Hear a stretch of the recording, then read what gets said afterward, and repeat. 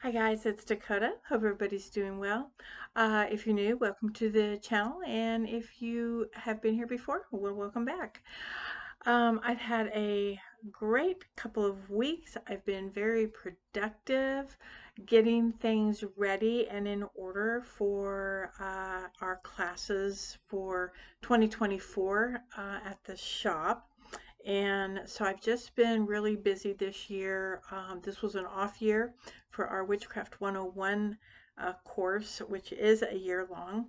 And so it gives me a lot of time to, I don't know, look back on classes we've had, reflect on what's happening now and what kind of classes people might be interested in attending, and just putting all that information together and stuff. So it's just a busy time for me, and I love it. You know, I like reading, researching, um, looking over old notes, refreshing those old notes, checking out new resources. Even though that being said, new resources, it's just somebody else's idea, somebody else's perspective of, what it is, what the discussion is about. Um, I've kind of one of the so okay so one of the classes we're having that I'm going to be teaching, it's a course.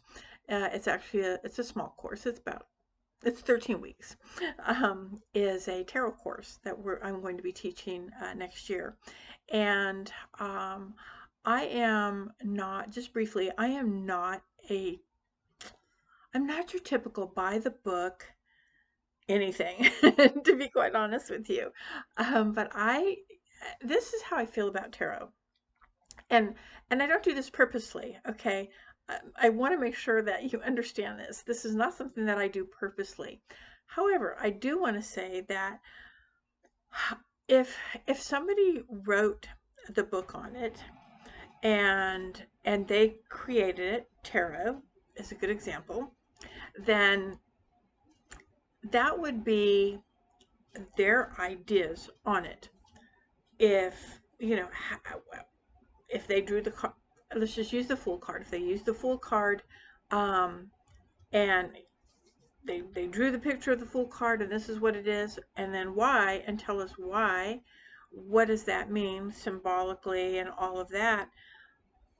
But that being said, I would take that and I do take that as the root and the foundation of that particular card.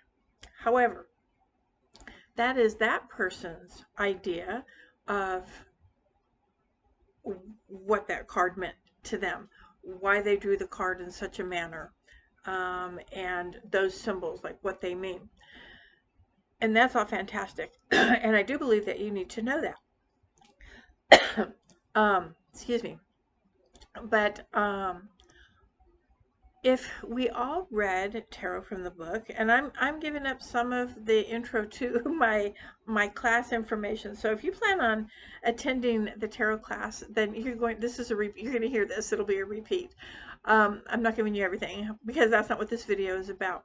But I'm just saying that if we all read tarot based on the Fool means this, the Magician means this means this, then why would anybody want to be a tarot reader?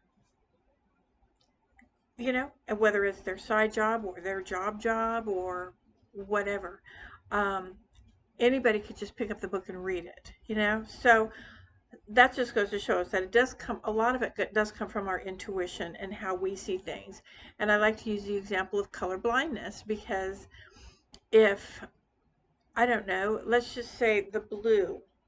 This looks blue to me. Maybe it looks green to you. Maybe it looks gray to you.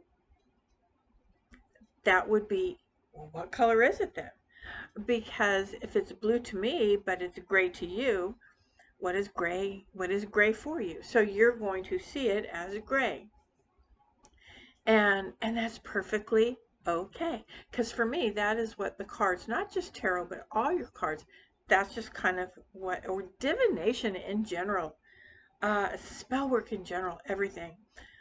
uh, is that is the root and that is the foundation, and it's important, I think, to at least read it and to know it. How you use it is where the power comes in. So having the knowledge is one thing, because knowledge is power, but I think it's more powerful to use the knowledge that you have. So when I see something and the book says, oh, well, this is, the fool is going to fall into the abyss, fall into the unknown.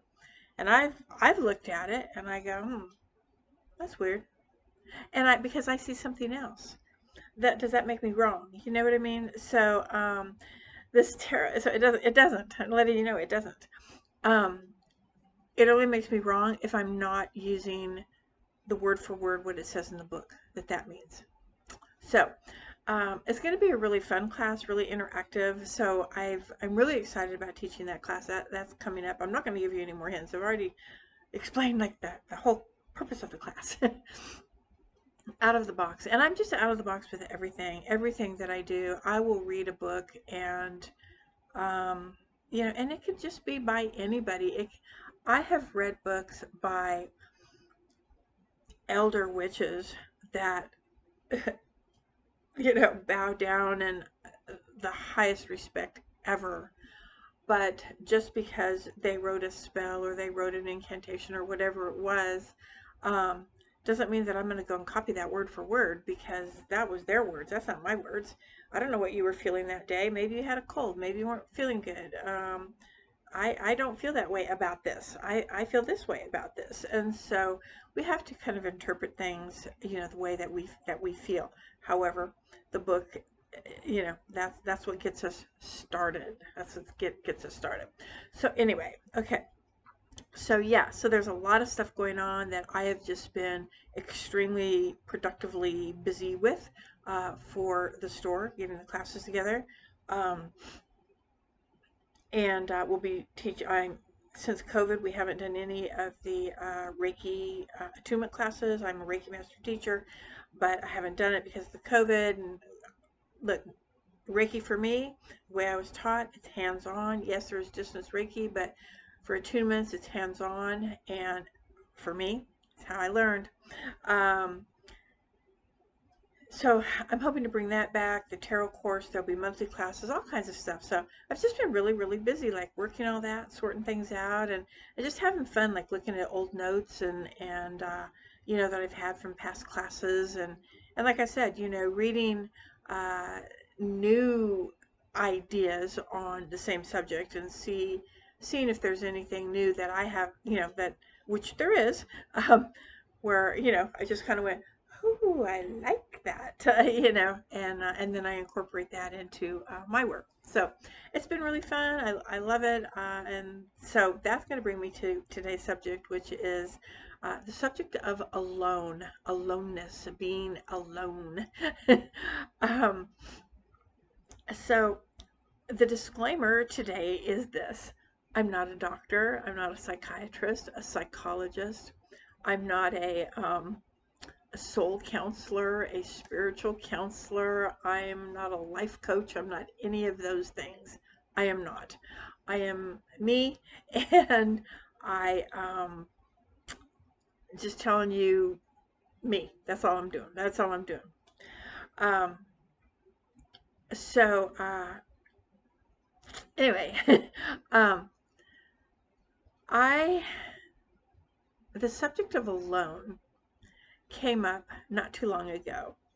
And I really kind of, it comes up often actually, because my husband and I watch a show called Alone.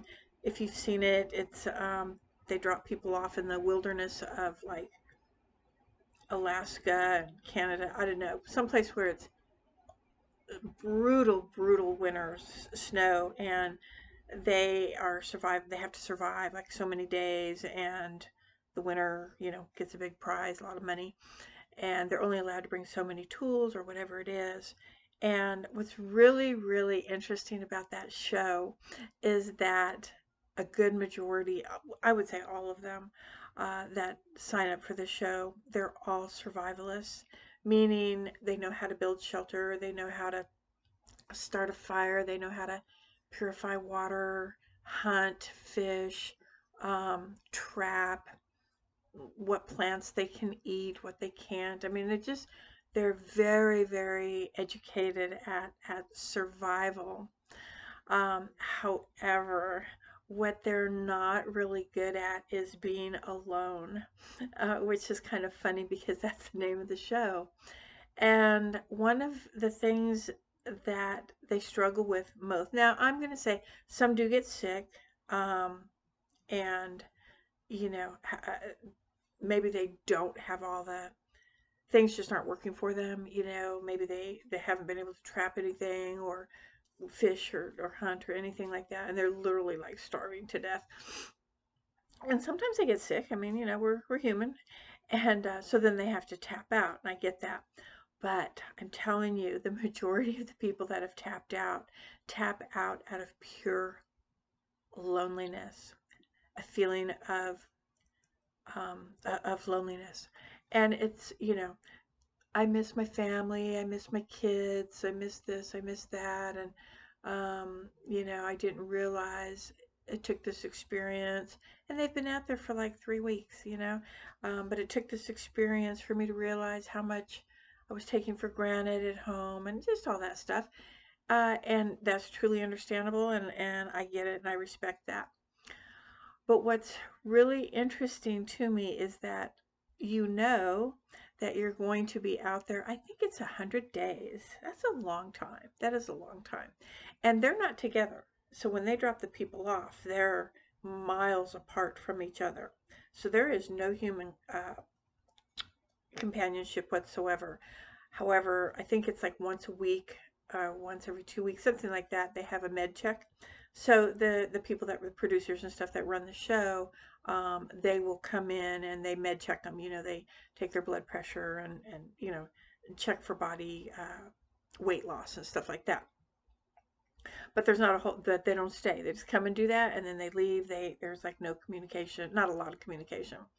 Um, but the majority of the time the person is just there alone. Now, I will tell you that the conditions are harsh, very harsh. They become harsh. They become really hard. But they get there and it's not bad. There's no snow on the ground. Usually there's no snow on the ground, and they get their bearings and they get their shelters built and learn where the fishing holes are and their surroundings, so that, for food and stuff like that. But the biggest struggle for them and the most tap out of sheer loneliness and feeling alone. And so it makes me wonder, and maybe it's because I still have, this is what I want to say. I love being alone. I treasure it. It is sacred to me. Um, it's funny, I have this idea in my head about being alone, and that is, it's mine and I'm not sharing it with you. It's like this thing. You're not getting it. It's mine. It's my alone. And yeah, so it's kind of funny. But I cherish the times, the days that I am literally alone, no human contact whatsoever, all day long. Now, yes, I have social media. As you know, I only do a video once every 2 or 3 weeks. I have a cell phone. I hate it. I only use my cell phone typically for taking pictures. Um, that's when I went to get my cell phone, which it's old now. It's like 5 years old, but I'm not tech savvy. When I got it, one of the first question I said was, I want a phone. I had absolutely two requests. One was, I want a phone that takes the absolute best pictures. I'm looking for a camera. That's what I want. But I have to have a phone because emergencies. Um, yeah, I do want to be able to call 911, or I do want to be able to call my husband if there's an emergency. So yeah, so I wanted to make sure that I had great, uh, whatever it is, cell service. I didn't want to be like across the street and not be able to get a signal or whatever. I wanted to really be able to have strong signal, and that camera. The camera was the first thing I asked for, and I said I would rather just buy a camera and forget the phone, but obviously I need a phone for emergency situations, and I do have a business, so employees, and I have a phone where I need my phone, so I got the phone. But like usually on my days off when I'm alone, the phone is on usually on mute, sometimes on vibrate because I don't want to miss my husband if he calls or whatever. But I don't want that phone ringing, I just don't want it ringing.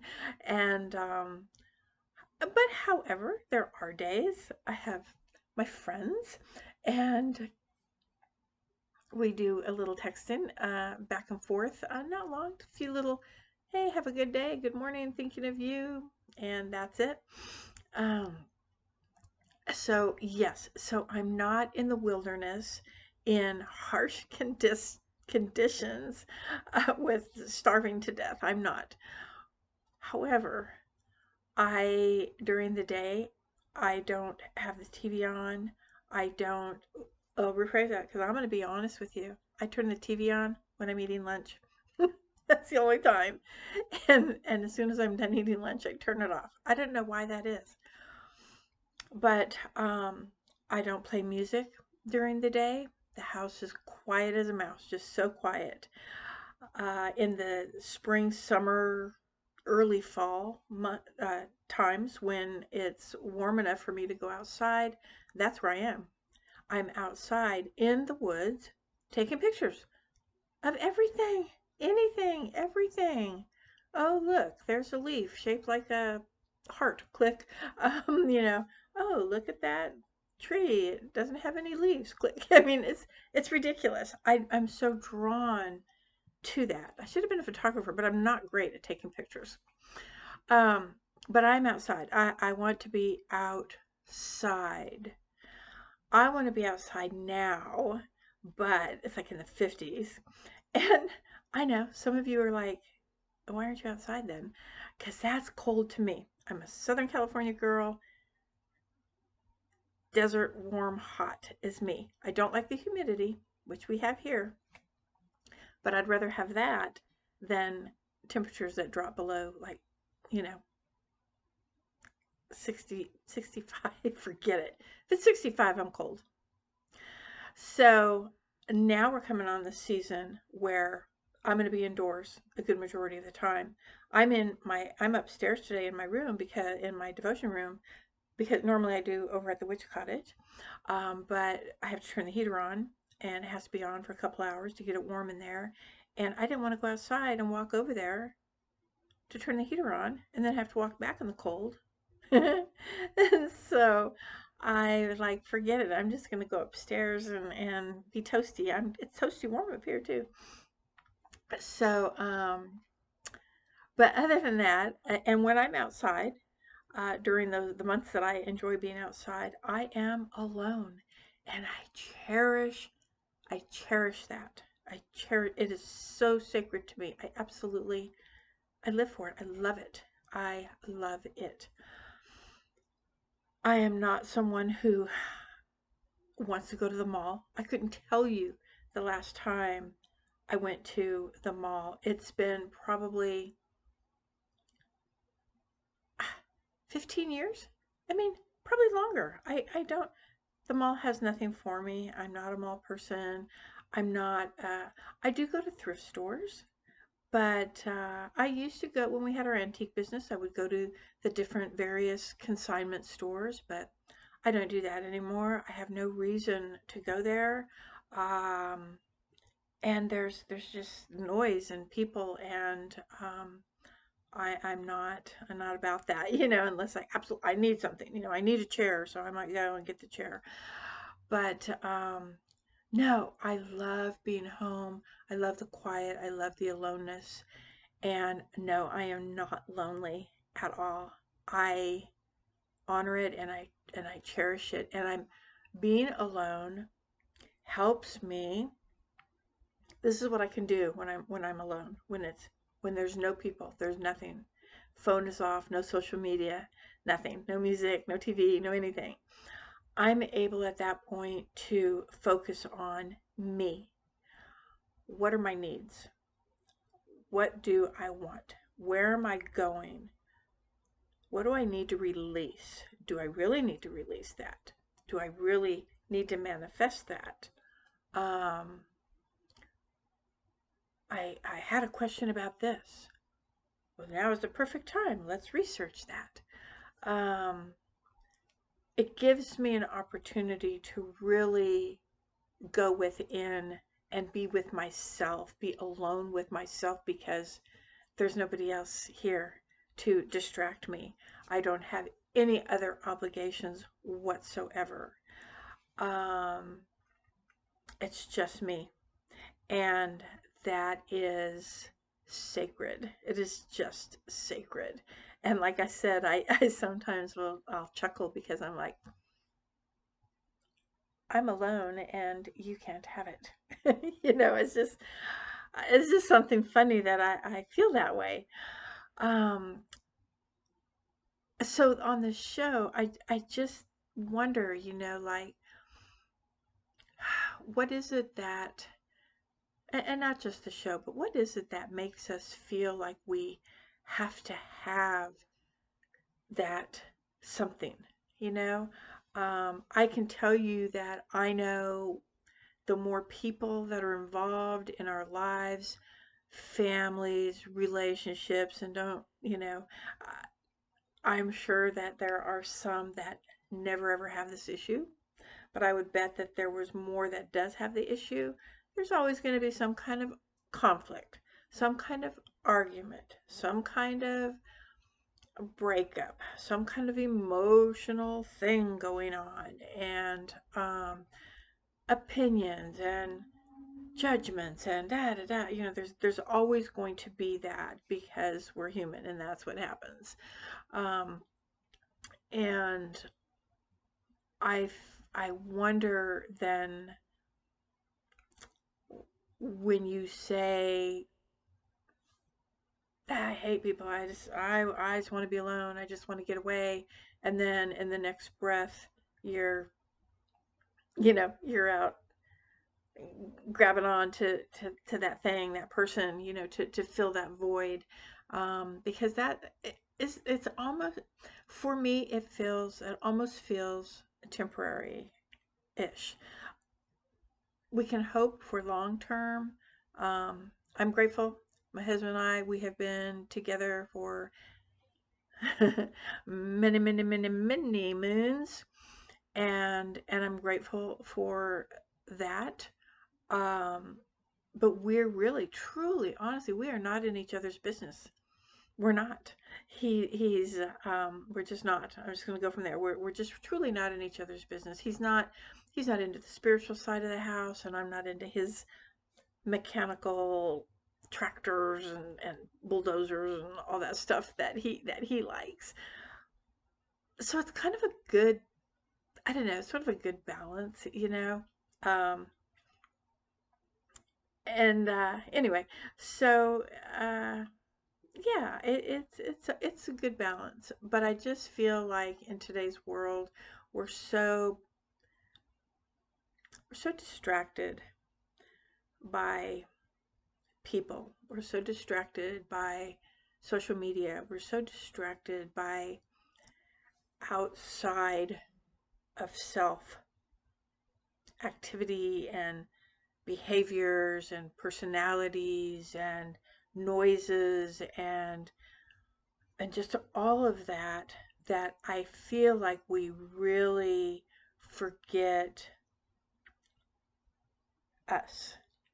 And I just sometimes feel like the only way to really connect with that and figure out who we really are and what we really need for our own fulfillment.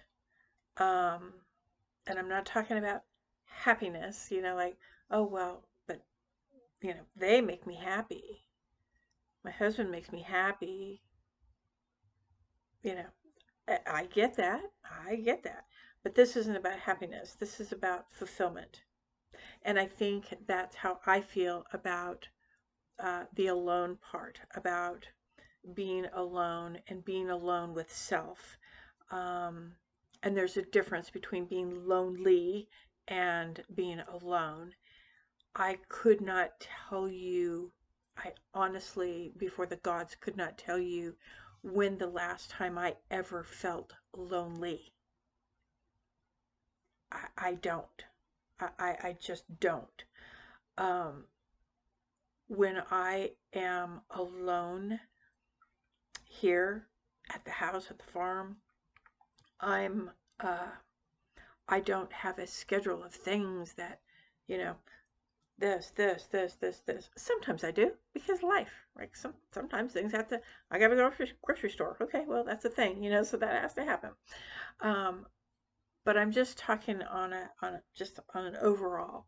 I don't have a list of things like I'm going to do this and I'm going to do that. Because that's an obligation, and when that doesn't get accomplished, then self doesn't feel good, So then the next time I'm alone, I'm rushing to, and I feel obligated, like, oh, I've got, so I'm very spontaneous. I'm very spontaneous. I like kind of just doing things on the fly. It's more fun. It's more um, enjoyable, and it's more fulfilling to me than making a plan and making a plan of action, and then something distracts from that plan of action, and that plan could be something as simple as, you know what, I'm teaching this class on tarot, so I need to get the cards out, I need to get this, I need to get that, da, da. That's a little bit different, um, but I have until next year to. I've been working on it. It's not like, I have to go to the grocery store. Um, but even with that, there's days I was like, man, I need to go to the grocery store. And I'm like, don't need to. I mean, don't need to. Like there's something in the cupboards or the refrigerator that will make do, and that's what's going to happen. Um, I'm just not going to be obligated. I hate that. I just hate that feeling. So sometimes it's unavoidable. I get it. I get it. I'm not saying that, but that constant having that constant filling, gotta fill it, gotta fill, because we don't want to be alone and have to deal with what might be stirring in self. We don't like to look at that. We don't, whether it's past traumas or whatever. Is that shadow work? Does that need to be worked on? And it could very well be, then that would probably be something that, one would want to start working on, which I have done. Um, my shadow work has always been, it's been fairly easy. I'm not going to say it's been easy because there's been things, and I still have things that, I don't think shadow work ever ends, to be quite honest with you. But now, if something like that comes up,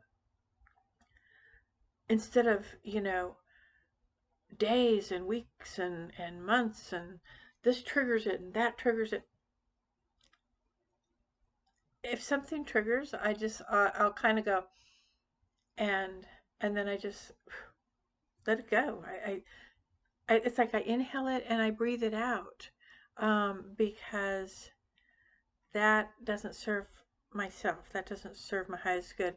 I hope this doesn't sound like it's coming from an ego, because it's not. It's real. It's a real thing.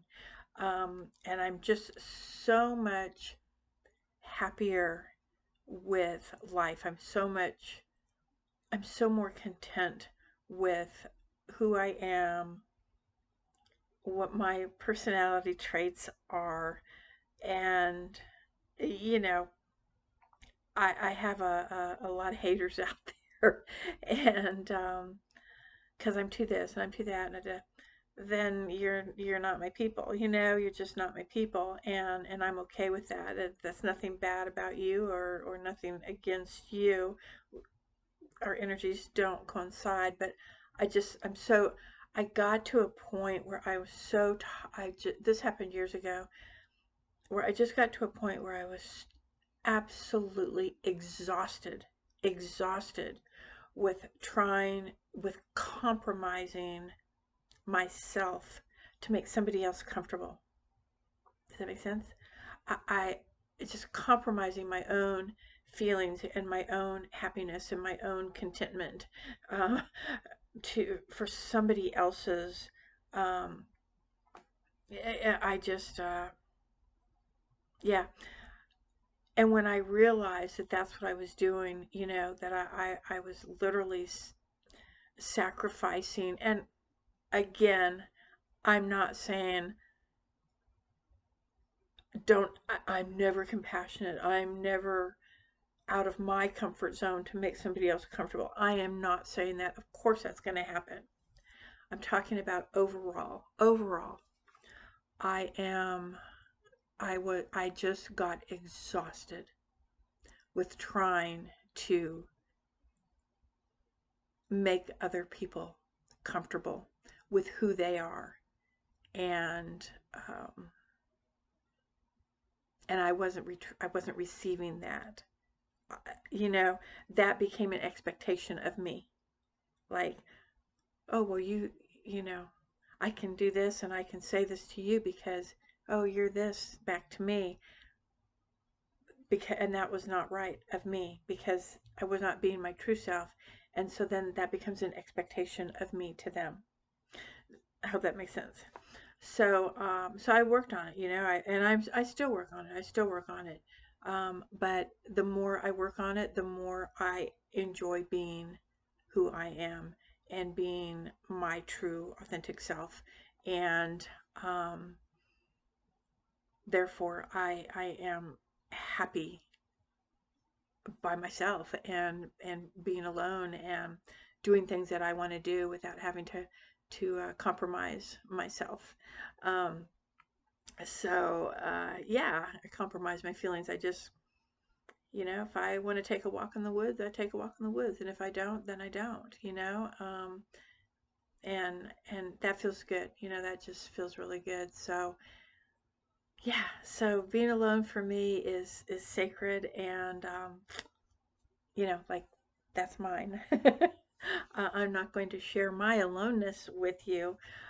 However, I will share my company with you if if you're interested, and if I feel like, yeah, I want to.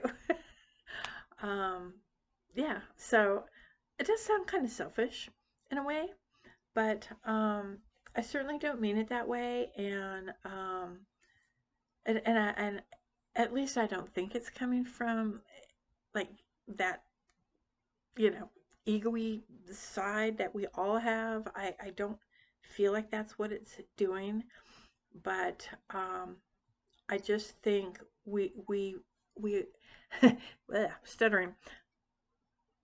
A lot of people on a spiritual path, and I'm just using spiritual path as the umbrella term, so that could be any paths. I have seen the happiest, quirkiest, love and light, bouncy people um, be completely fake with that when really they're pissed off at something or somebody, but they don't want you to know that because I'm this person. And you only find out later, that they were pissed off maybe at you. They were mad at you. They didn't like you, but when they see you, and they're all doing the fake thing. And there's one thing to be cordial and to be, I'm not going to go, oh, it's you. you know, there's one thing about being cordial and come on, we all know how to be polite, I guess, respectful to others, but we should also be authentic because if you're all hee like that with me, then I'm assuming that you like me and when it comes down to it, really that was not you. So that was a dagger to me, if that makes sense. So, and so then there's some, then I look at that and I'm like, why are you that way? Why are you so this? But, as soon as that person walks away, you're, you're doing that. So what does that tell me about you? That you want attention, that you need that fulfillment of the comments and the likes and the followers um, who think you're this when I've seen you in the dark, you know? So, anyway, um, yeah. So, that's what I wanted to talk about today. I don't know. That's all I have today. Anyway, yay. Been talking for a long time. Sorry about that. No, I'm not sorry about that. That's what I do. All right, guys. Thanks for listening. Thanks for watching. And I'll see you next time. Take care of yourselves. Be kind. Be yourself. Bye, guys. Love you.